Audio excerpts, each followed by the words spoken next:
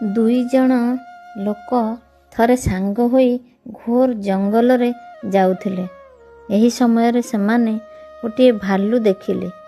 ଜଣେ ସାଙ୍ଗେ ସାଙ୍ଗେ ଗଛ ଉପରକୁ ଚଢ଼ିଗଲା ଏବଂ ଆଉ ଜଣଟି ଗଛ ଚଢ଼ି ଶିଖିନଥିବା ହେତୁ ତଳେ ମଲା ପରି ପଡ଼ି ରହିଲା।